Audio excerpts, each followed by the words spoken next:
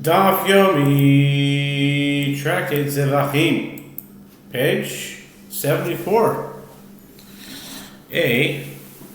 Top of the page, words Utanan. Rabbi Eliezer Omer. Im Charavaro Shelechad Mehem Yakriv Kol Hashim. And we learned in a Mishnah, with 77b, that in a case where sacrificial portions from unblemished burnt offerings became mixed with sacrificial portions from blemished burnt offerings, which are disqualified, Rabbi Eliezer says if the head of one of them was sacrificed on the altar before they knew of the blemish, all the heads should be sacrificed, as it is assumed that the head of the disqualified animal was the one already sacrificed on the altar. This indicates that even with regard to slaughtered animals, if they were rejected from the altar due to being in a mixture, they are not permanently rejected, but are fit after the fact. Hu diamar kechanan hamitzri, Chanan hamitzri, Chanan hamitzri, die, die, die, die, die, die, die, die, die.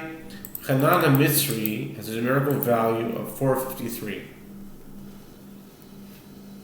which is equal to Melech HaMashiach, King Messiah. So I'm just very curious, when all these different, sometimes you have these a little more obscure people, like, Chanan HaMitzri, he shows up once in a while, but not very often. He's not like your, Rav Yosef, or Rav Nachman, or Yitzchak, or Rav Nachman, or Rav Yitzchak, or who else? Rabbi Rabbah, Rav Yochanan, Rav Shmuel. Those are like Rav Papa, Rav Bar Chana, who else? Even less one like Ad Bar Ahava, or Rav Mari. Anyway, Chanan HaMitzri, I remember him, it wasn't so recently, but it was like within the past year, let's say, maybe 6 months ago. 4 to 6 months ago, I'll say. So, is there some kind of algorithms? Is there some kind of I don't know. Rav Nachman, is Rabbi Bar Avu, he's pretty common. Okay, let's continue. Kechanan HaMitzri ditznan, Chanan HaMitzri Omer, Afilu dam bekos mevi chavero, umizaveg lo. The Gemara explains that this mission affords no proof, as Rabbi Eliezer states his ruling in accordance with the opinion of Hanan the Egyptian, who maintains that even slaughtered animals are not permanently rejected, as is taught in a Braita that Hanan the Egyptian says, with regard to the 2 goats of Yom Kippur, the one sacrificed to God and the scapegoat designated to be sent to Azazel, even if the blood of the sacrificed goat is already in the cup where it was collected and the scapegoat dies, the sacrificed goat is still a fit offering, and the priest brings another goat and joins to it this slaughtered goat to serve as the scapegoat. By contrast, the other Tanaim who maintain that slaughtered animals are rejected hold that once they have become rejected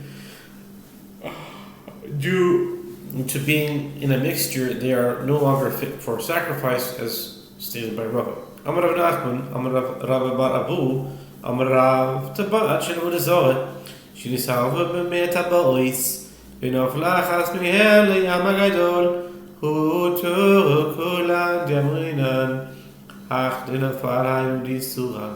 Concerning a similar case, Rav Nachman says that Rav Bar Avu says, with regard to a ring used in idol worship from which it is prohibited to derive benefit, and which it is not nullified even in a ratio of 1 in 100 that was intermingled with 100 permitted rings, and subsequently one of them fell into the Great Sea, the Yamagadol, they are all permitted. The reason is that we say that the ring that fell into the Great Sea is the prohibited ring. Wait a minute. Why don't we say called the Parish Medruba Parish? Why don't we say that here? So probably a permitted ring. If there's 100 rings, most likely, 99, most likely one of those permitted rings are going to fall, not the one that's prohibited. Why did he say that? Okay, anyway, that's my own question.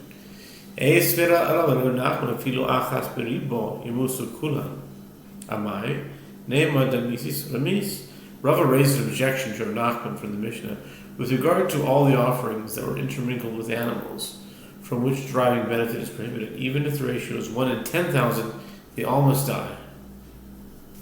According to the opinion of Rav, that we say that one that was lost is the prohibited item, why must they all die? Let us say, with regard to the first animal that died, that the prohibited animal died, and the rest should be permitted.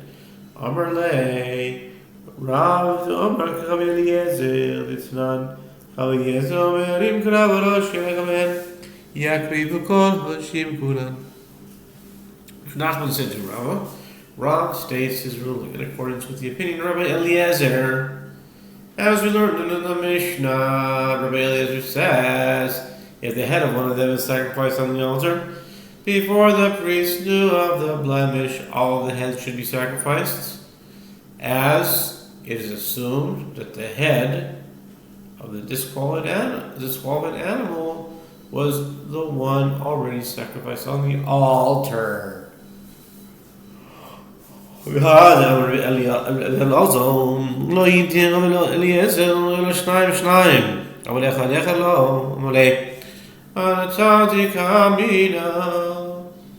Rava asked Rav Nachman, but doesn't Rabbi Elazar say Rabbi Eliezer permitted the sacrifice of all the heads only if they were sacrificed 2 by 2, as at least one of them is certainly permitted, but he did not permit them to be sacrificed 1 by 1. In the case the priest sacrifices the prohibited head by itself, how then can Rav Nachman permit the rings without qualification? Rav Nachman said to Rava, I too am saying that Rav permits the rings only if they are sold 2 at a time, in which case one of them is certainly not from idol worship. Amarav Tabas Shelavoy Zaresh Zalva Metavois Upershua Boim במקום אחד ו60 במקום אחד. ירשה אחס מהבואים מן הסרס, אחס מ60 הסרס. The Gemara discusses a similar case. Rav says, with regard to a ring used in idol worship that was intermingled with 100 permitted rings, and then 40 of them became separated to one place, and the other 60 became separated to another place, so that there are now 2 distinct groups of rings. If one ring from the group of 40 became separated from them and then became intermingled with the other rings, it does not render them prohibited. But if one ring from the other 60 became separated from its group and became mixed with other rings, it renders them prohibited.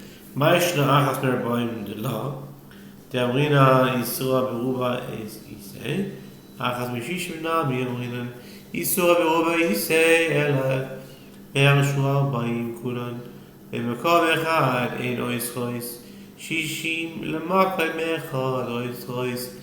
The Gemara asks, what is different concerning the case in which one ring from the group of 40 is separated, that it does not render the other rings prohibited? The reason is that we say the prohibited ring is in the group that contains the majority of the rings, meaning it is in the group of 60. If so, in the case of where one ring from the group of 60 became separated and became intermingled with the other rings, we should also say that the prohibited ring is still in the group that contains the majority of the rings, meaning it is the one in the 59 remaining rings. Rather, our statement was as follows: if all 40 became separated to one place, where they became intermingled with other rings, the 40 rings do not render those other rings prohibited, as it is assumed that the prohibited ring is in the group of 60. Conversely, if all of the 60 rings became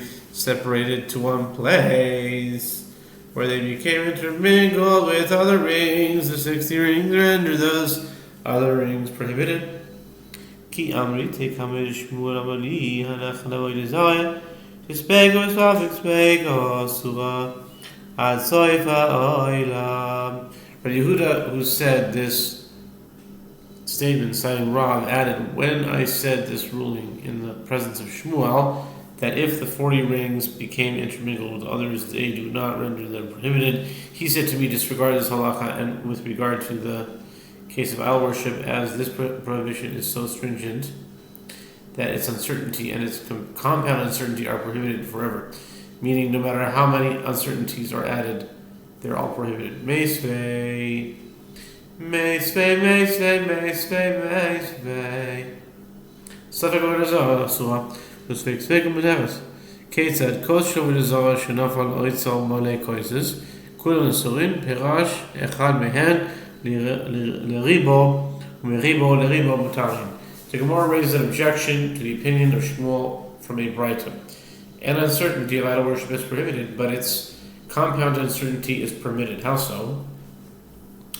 With regard to a cup used in idol worship that fell into a storeroom full of cups, they are all prohibited. If one of these cups separated from the rest and fell into a group of 10,000 other cups, and from that 10,000 cups a single cup fell into 10,000 other cups, they are permitted. This Braita teaches that only one uncertainty is prohibited, not a compound uncertainty.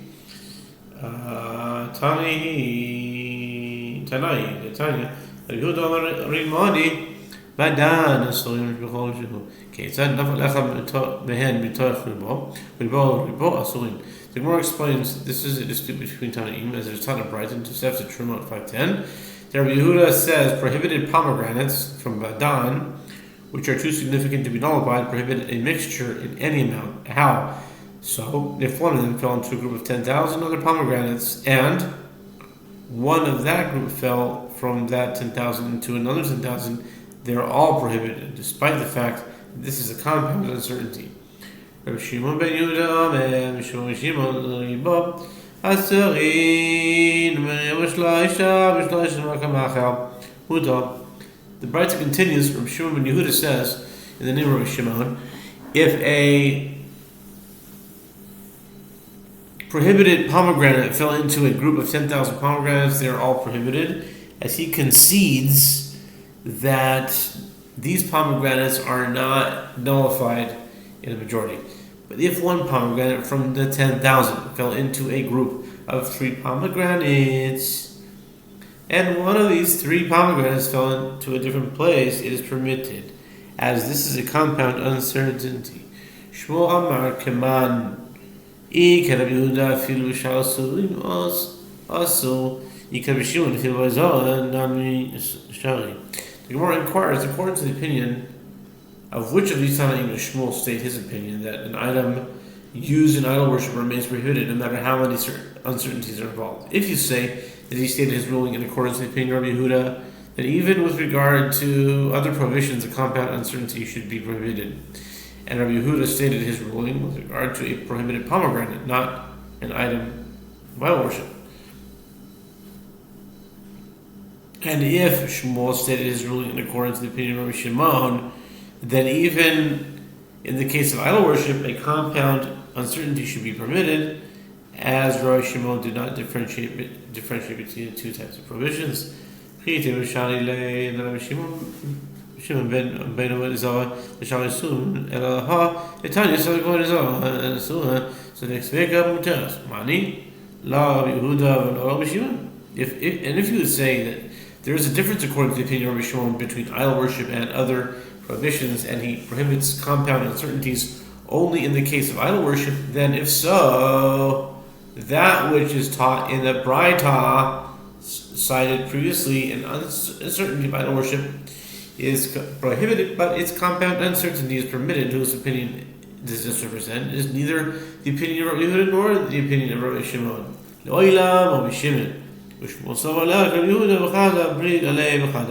The Gemara answers actually the Braita is in accordance with the opinion of Rabbi Shimon, as he permits a compound uncertainty in all cases, and Shmuel holds in accordance with the opinion of Rabbi Yehuda with regard to one matter, that a compound uncertainty is prohibited in the case of idol worship, and disagrees with him with regard to one matter, as Shmuel does not apply this stringency to other prohibitions. Amar Mar, the Gemara continues its analysis. The master, Rabbi Shimon ben Yehuda, citing Rabbi Shimon, says above, if one pomegranate from the 10,000 fell into a group of 3 pomegranates, and one of these 3 pomegranates fell into a different place, the mixture is permitted. Okay, this concludes 74a. Okay, we'll pick it up next daf. Bezrat Hashem in 74b.